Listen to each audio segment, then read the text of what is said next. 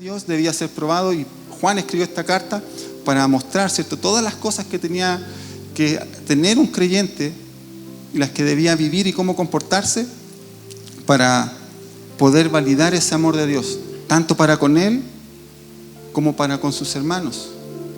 Porque lo hablé en una predicación anterior, nosotros no podemos decir que tan solo amamos a Dios si no amamos a nuestro hermano. No podemos decir amar a Dios con todo nuestro corazón, con todo nuestro ser, con toda nuestra alma, si no amamos a nuestros hermanos. Y nosotros somos los hermanos. Todos los que estamos acá somos hermanos y debemos amarnos, porque es el mandato del Señor, ¿sí?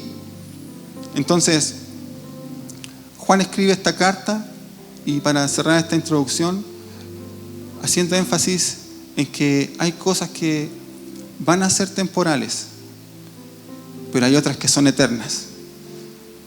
Y nuestro foco debe estar en las cosas eternas, ¿sí? Entonces, de este pasaje que acabo de leer, yo rescaté 3 puntos que están muy marcados ahí en el pasaje. Juan le está escribiendo a la iglesia, ¿cierto?, porque ellos son los que necesitan saberlo. Esto no es para alguien que no tiene a Cristo en su corazón. Esto es para nosotros. Y no estoy haciendo una discriminación con aquellos que no le conocen, porque si hoy hubiese alguien nuevo que nos visita por primera vez, entonces es la oportunidad que él tiene para recibir a Cristo en su corazón y para saber en qué nosotros creemos, en qué estamos confiando. Entonces quiero compartir con ustedes estos 3 puntos que están en este pasaje que acabamos de leer. Dice: estas cosas os he escrito, esta carta llena de amor, llena de revelación acerca de Dios, de su Hijo Jesucristo. La he escrito a vosotros que creéis en el nombre del Hijo de Dios. Entonces, número 1, el primer punto. Entonces, para los que creemos en Él. Ese es el nombre del primer punto, para los que creemos en Él. Es importante, hermanos, que nosotros sepamos que nuestra fe debe ser viva. Dice la palabra que la fe es la certeza de lo que se espera, la convicción de lo que no se ve. Pero eso no es cualquier certeza, no es cualquier convicción. Si usted lee el texto hacia arriba, está hablando acerca de la venida de nuestro Señor Jesucristo, que Él no lo tendrá por tardanza y que volverá. Entonces, nuestra fe debe estar basada en esa certeza y en esa convicción de que Él volverá. Entonces, ¿en qué estamos creyendo hoy en día? En medio de todas las circunstancias y situaciones que estamos viviendo. Hoy como país nos hemos enfrentado, ¿cierto?, a una emergencia a lo mejor sanitaria. Estamos viendo, ¿cierto?, que el ministro de Economía sale todos los días y dice, y ya no hay mucho que hacer, ¿cierto? Y Satanás, por otra parte, está sembrando temor por medio de todas las cosas que usted ve. Se está causando pánico, países que se están cerrando completamente, comercios que se están cerrando, acciones drásticas que está tomando cada país, las bolsas en el mundo se están desplomando, ¿cierto? Y tantas otras cosas que podrían estar pasando. Pero eso hoy día nos tiene, por decir, en parte atemorizados. Pero nuestra fe nos debe hacer tener una mirada distinta de todas estas cosas. No debemos operar en temor, no debemos operar en miedo. Y no significa que vamos a ser irresponsables con lo que hagamos. En absoluto. Debemos ser prudentes, astutos, sencillos, inteligentes, con entendimiento. Pero nuestra fe no puede flaquear por esto. Si por alguna razón hoy tuviéramos que dejar de congregarnos, eso no significa que usted va a dejar de ser iglesia ni que pertenece al cuerpo. Que usted no se reúna en un lugar como este no significa que se desconecta del cuerpo, y eso debemos tenerlo muy claro. Porque a lo mejor en lo que estamos creyendo no es en el Hijo de Dios, en su totalidad, en su plenitud. A lo mejor usted está creyendo en una reunión. A lo mejor estamos haciendo de nuestro cristianismo una reunión matinal. Y venimos a tomar una palabra y a irnos contentos, con gozo a nuestra casa, pero nada más. Y Juan le está escribiendo a la iglesia y dice, para los que creéis en Él. No le está diciendo para los que se reúnen en su nombre, ni para los que vienen un domingo, ni para los que vienen un jueves, ni para los que tienen un ministerio. Dice, para los que creéis en Él. Por lo tanto, vamos a hacer iglesia en cualquier lugar donde usted esté. Vamos a hacer iglesia siempre y cuando nosotros creamos en Él, en la totalidad de lo que Él es. no en lo que Él pueda darme, no en lo que Él pueda solucionarme, sino que en la totalidad de lo que Él es. Y eso significa que debemos estar dispuestos, entonces, también a lo mejor a ser perseguidos, a ser atribulados, a pasar momentos complejos, a no tener todo lo que queramos, a vivir circunstancias difíciles. Porque el Señor no es nuestro solucionador de problemas, Él es el Señor. Y Él gobierna todo y tiene todo bajo control, incluso su vida y la mía, en las situaciones más complejas y más difíciles. Aún en medio de esas circunstancias, Dios tiene el control de nuestra vida y nunca nos va a soltar, porque somos sus hijos. ¿O acaso alguno de los que somos padres suelta a sus hijos? Salvo que se lo tome el Señor. Entonces, eso debe ser uno de los puntos que debe gobernar nuestra vida. El fundamento debe estar en el amor, como lo dice la carta, hacia nuestro Dios y hacia nuestros hermanos. Pero debemos creer en la totalidad de Él, de todo lo que puede hacer, de todo lo que no hará por medio de su voluntad. Porque hay cosas que usted y yo vamos a orar y no van a suceder. Porque no están en el propósito de Dios, porque no están en el tiempo de Dios, porque sencillamente a lo mejor Dios así no lo quiere. Hoy como iglesia nos vemos enfrentados a las mismas cosas, a las mismas circunstancias que se ve enfrentado el sistema del mundo. Pero nosotros creemos en Él. Y nuestra convicción, nuestra fe, nuestro amor, nuestra devoción para con nuestro Dios debe ser total. No puede ser que hoy día, por ejemplo, alguien esté operando más en temor por estar contagiado que lo que pueda hacer Dios. No puede ser que alguien hoy día esté más preocupado porque el petróleo bajó de lo que Dios pueda sustentarle. La economía podrá moverse para todos lados, para donde quiera, pero creemos que nuestro Dios suplirá todo lo que necesitamos de acuerdo a las riquezas de su gloria. Y en eso debemos vivir. Y debemos preparar nuestro corazón, porque es más que decir amén. Es más que entenderlo acá.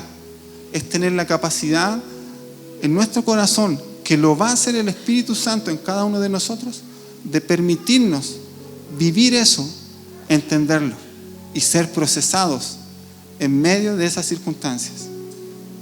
Porque a lo mejor hoy estamos diciendo, sí, cuando venga el tiempo difícil, amén, y hoy día decimos, pero cuando no tenemos, ¿qué va a suceder realmente? ¿Qué va a pasar con nosotros? ¿Haremos nuestro mejor esfuerzo por estar acá? ¿Adoraremos al Señor de la misma manera? ¿Seguiremos creyendo en su poder? ¿Seguiremos creyendo en todo lo que Él puede hacer? ¿O nuestro Dios se va a agotar en ese instante? Entonces Juan escribe a esta iglesia, ¿cierto? Para los que creemos en Él. Porque es importante que estas cosas las recordemos y no tan solo las tengamos ahí como un conocimiento adquirido, sino que en algún minuto de nuestra vida tengamos la capacidad de poder vivirlo y en algún minuto estar dispuestos a pasar por estas cosas. Porque hoy no estamos siendo perseguidos, hoy no estamos siendo atribulados.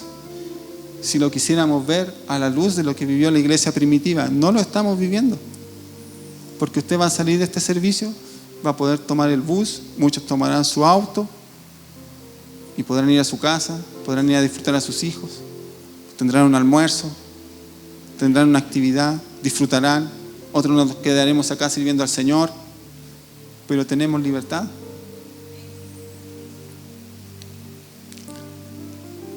Es importante que la iglesia crea realmente en el Hijo de Dios, en su obra redentora, en su obra de redención, en su obra sanadora, reconciliadora, en su obra total sobre la vida del ser humano. Usted y yo somos la iglesia. Usted y yo. La iglesia no son los pastores, no son los ministros, no son los líderes. Somos todos. Y debemos vivir en ese nivel.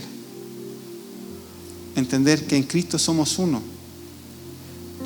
Abrazarnos como iglesia. Vivir conectados, disfrutando, entendiendo que algunos van a tener dificultades, entonces otros que están bien le podrán ayudar. Entendiendo que si algunos son perseguidos, entonces otros los refugiarán. entendiendo que si hay alguno que tenga necesidad, entonces nosotros le podremos suplir. Pero tenemos que creer en la totalidad del nombre del Señor Jesucristo, no de forma parcial, no porque tenemos un ministerio, no porque tenemos una actividad, no porque nos sentimos plenos creyendo que servimos al Señor dentro de la iglesia. Debemos creer, porque en algún minuto no nos podremos reunir, pero debemos seguir creyendo en el Señor Jesucristo. En algún minuto llegará el momento donde a lo mejor, ¿cierto?, estos aparatos serán la iglesia que tendremos, computadores, televisiones, o a lo mejor ni siquiera podremos tenerlos, pero tendremos que seguir siendo iglesia. Y a nosotros que somos iglesia, debemos creer en el Señor Jesucristo, en todo lo que Él representa. Amén. Lo segundo, punto número 2.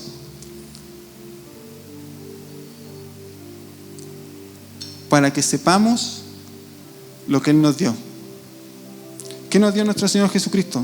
Dice, continuando la lectura, dice, para que sepáis que tenéis vida eterna y creáis en el nombre del Hijo de Dios. En medio de todas estas circunstancias que están viviendo y las posibles cosas que a lo mejor en el futuro o a lo mejor cercano o lejano podrían comenzar a suceder, usted y yo debemos saber que tenemos vida eterna. La vida eterna no es algo que nosotros podamos ganar, no es algo que nosotros podamos comprar. Y en esto quiero tratar de explicarme bien, porque como iglesia a veces hemos malentendido el concepto de la vida eterna. Porque la vida eterna existe para toda la humanidad. Para toda la humanidad. Lo que usted y yo debemos entender, por medio de la palabra, a la luz de la palabra, es que la vida eterna de nosotros va a ser en Cristo. Nuestra vida eterna es en Cristo, porque hay una vida eterna que no es en Cristo. También existe, también es real, pero lejos de Cristo. Y eso, hermano, sí que va a ser complicado. Eso sí que va a ser difícil, porque va a ser una eternidad sin solución, una eternidad en llanto, una eternidad en enfermedad, sin gozo, sin alegría. Y muchos van a estar ahí. Pero nosotros tenemos vida eterna en Cristo. Nosotros tenemos vida eterna en Cristo. Y esa vida eterna está hoy ya manifestada en usted y en mí. Vivimos plenamente en medio de esa vida eterna que Cristo nos ha dado. Se manifestará en toda su plenitud cuando el Señor nos llama a su presencia. Cuando por ABC motivo, ¿cierto?, el tiempo, la asignación de Dios en nuestra tierra termine y comenzará la plenitud de esa vida eterna. Pero hoy usted y yo ya vivimos en esa vida eterna, en la plenitud del Señor, y debemos ser inteligentes, astutos, porque no podemos, ¿cierto?, y le insisto, operar en el temor, pero debemos ser entendidos, debemos ser respetuosos de las cosas que están sucediendo. Sí, debemos respetarlas.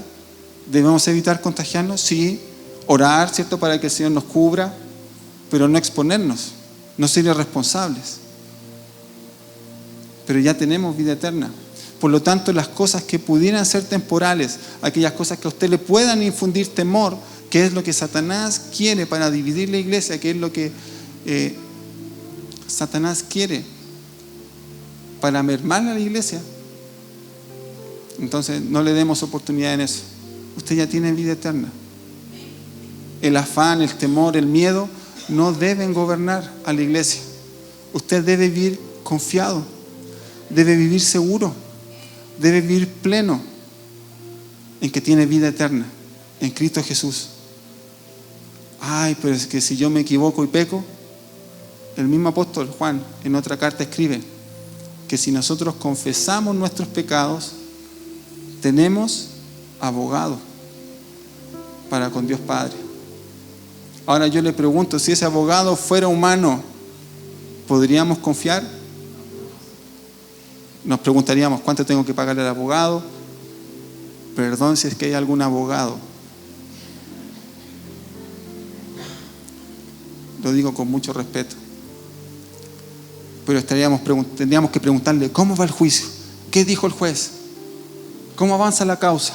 ¿Cuánto hay que pagar? ¿Cuándo tendremos respuesta? ¿Qué dice el fiscal?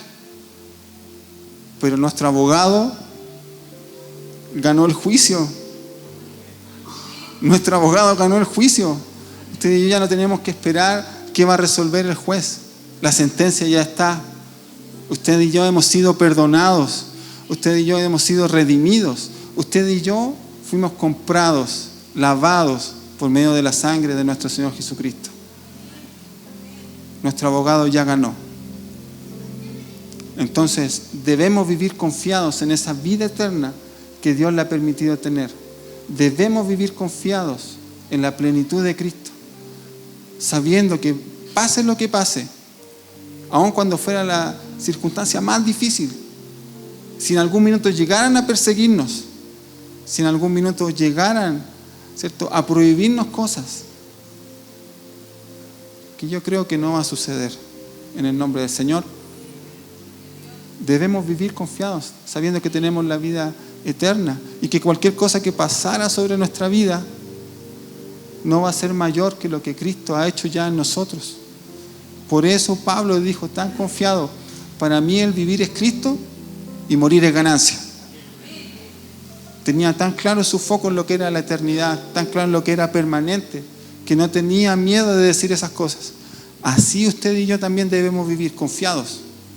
El coronavirus sí va a llegar en algún momento a lo mejor se va a infectar, en algún momento a lo mejor se va a enfermar, y a lo mejor después va a ser otro virus, y a lo mejor después va a ser otra recesión económica, o van a pasar otras cosas, o van a ser otras leyes, otras regulaciones, otros cambios de gobierno, y quizás qué cosa va a pasar, hermano. Pero la vida eterna que usted y yo portamos, nadie se la va a quitar. Nadie. Solo debe ir donde el abogado que ganó la causa. Solo debe ir donde el abogado que ganó el juicio. Y vivir enfocado en esa vida plena. Esa vida que Cristo Jesús nos ha dado. Amén. Punto número 3. Está así como muy estructurado. Para que confiemos en Él. Una cosa es que creamos en Él. Una cosa es que podamos entender intelectualmente, ¿cierto? Y creamos que Dios va a suplir para cada una de nuestras necesidades. Creamos que Él nos va a guardar de todo mal. Creamos que en Él estamos cuidados. Entendamos, ¿cierto?, que tenemos esta vida eterna, que nuestro Señor Jesucristo ganó el juicio y que tenemos esa vida eterna para adelante en toda la eternidad. Y entendamos muchas cosas. Pero otra cosa es que usted y yo podamos confiar en Él. Todos podemos creer. Incluso Satanás cree en el Señor. Eso lo dice su palabra. Pero otra cosa es que nosotros como hijos podamos confiar en Él. Podamos descansar. Podamos tener ese reposo que Él espera que nosotros tengamos. Y podamos descansar. Porque ¿cuál va a ser el provecho de que usted crea en el Señor Jesucristo? Que usted disfrute su vida plena, entendiendo la eternidad de Cristo en nosotros, si cuando vengan momentos de aflicción vamos a querer resolver todo con nuestra propia mano. Nos vamos a afanar en querer resolver cosas que no van a estar en nuestra mano.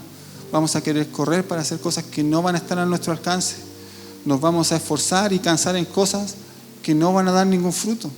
Porque nosotros debemos, como iglesia, aprender a descansar en el Señor.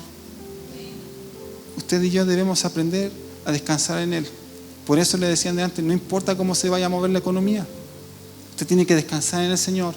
Porque así como lo ha hecho todos los días, hasta antes de la crisis, Dios le seguirá proveyendo. Dios le seguirá sustentando. Y Dios seguirá poniendo el pan en su mesa. Dios guardará la vida de sus hijos, la vida de su esposa, la vida de toda su familia.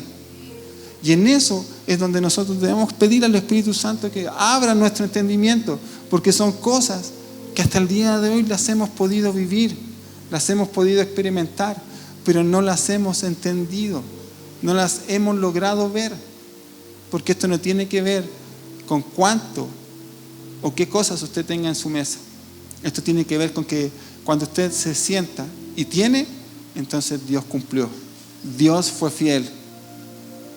Porque Dios puede darle un vaso de leche con un pan, como también puede darle una parrillada.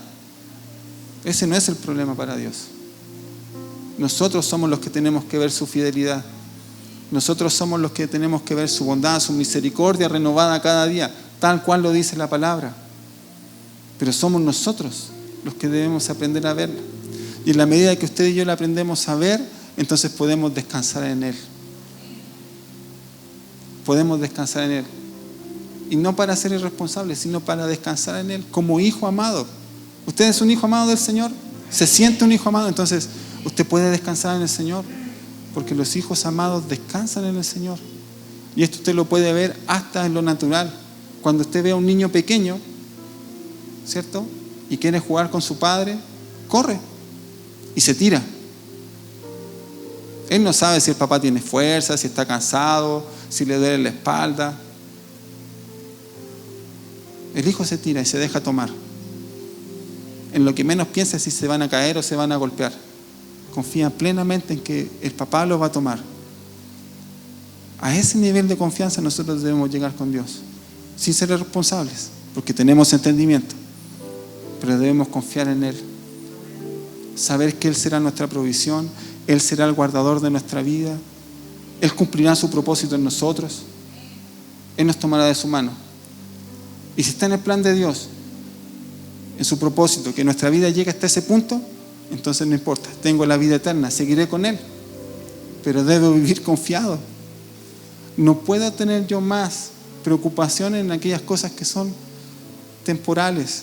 No puedo estar afanado porque voy a perder el auto, porque voy a perder la casa, porque la economía dice que el trabajo se está perdiendo a montones, porque se están cerrando fábricas, porque están pasando situaciones complejas y difíciles. Debo yo poder descansar en el Señor. Y aunque mis ojos, mis sentidos naturales, a lo mejor no lo perciban, Dios sigue siendo real, Dios sigue estando y Dios sigue obrando poderosamente en medio de la vida de sus hijos, porque Él mueve todas las cosas en favor de aquellos que le aman. Entonces debemos confiar en Él, y para eso nosotros debemos conocerlo, para eso nosotros debemos saber que somos hijos amados como iglesia. Recuerde, Juan le está escribiendo esta carta a la iglesia. Juan le está escribiendo esta carta a sus hijos, no a gente desconocida. Usted y yo debemos profundizar entonces en conocer a nuestro Dios. No tan solo quedarnos a lo mejor con la oración de la mañana, sino que buscar en la intimidad con Él, buscar al Señor, conocerle más. Solamente en la medida en que usted conozca más a su Padre, entonces podrá saber cuánto más allá puede confiar en Él, hasta dónde está su límite, hasta dónde usted podrá extenderse confiando en Él.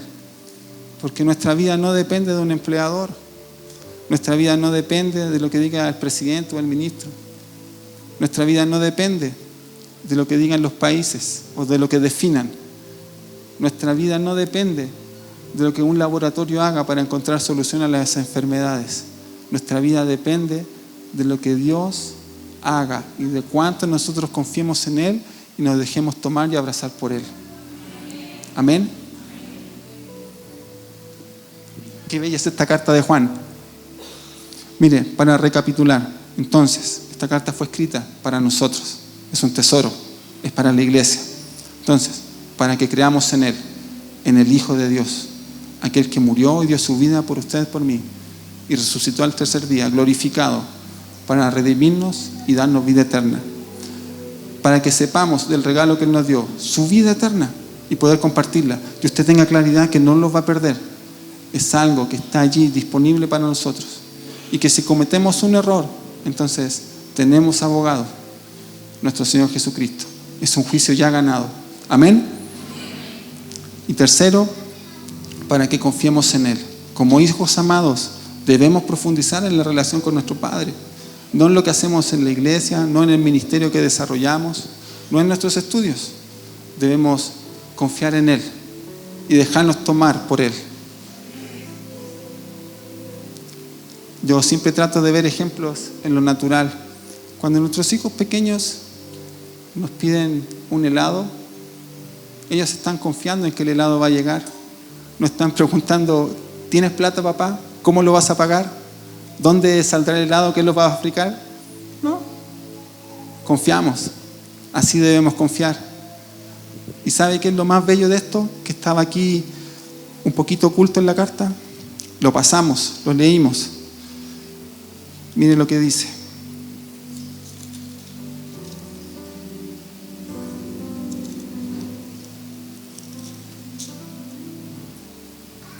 Y esta es la confianza que tenemos en Él, que si pedimos alguna cosa conforme a su voluntad, Él nos oye. Él nos oye. Y si sabemos que Él nos oye, en cualquier cosa que pidamos, sabemos que tenemos las peticiones que le hayamos hecho. Qué grandioso es nuestro Dios. Amén. Póngase de pie, por favor. Y demos gracias al Señor, adoremos al Señor.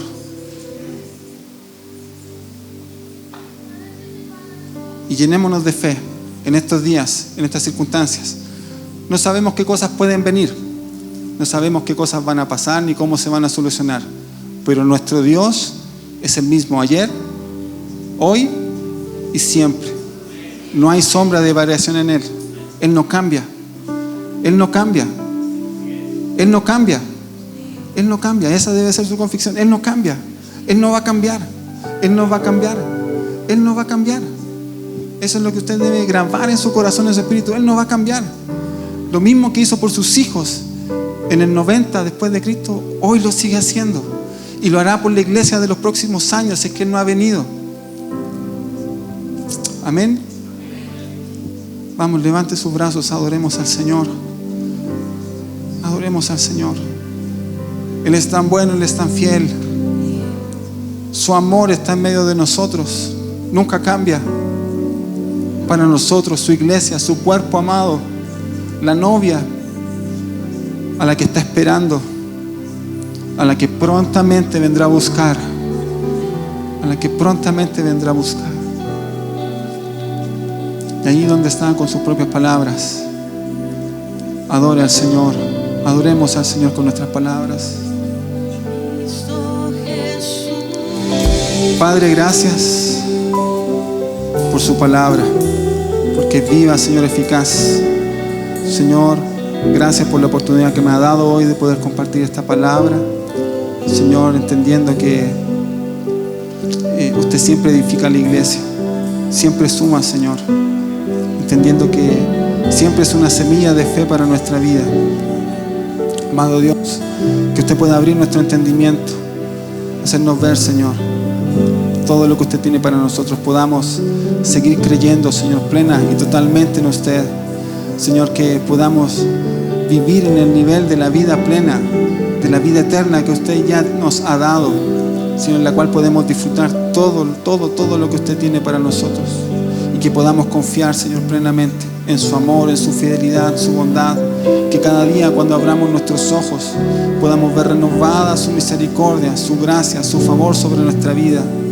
Podamos vivir tan confiados, Señor, que lo que suceda en el sistema, Señor, nunca nos llame la atención. Podamos, Señor, amarle con todo nuestro corazón, con toda nuestra fe, con todo nuestro cuerpo, con todo nuestro entendimiento, Señor. En el nombre de Jesús. Amén. Amén.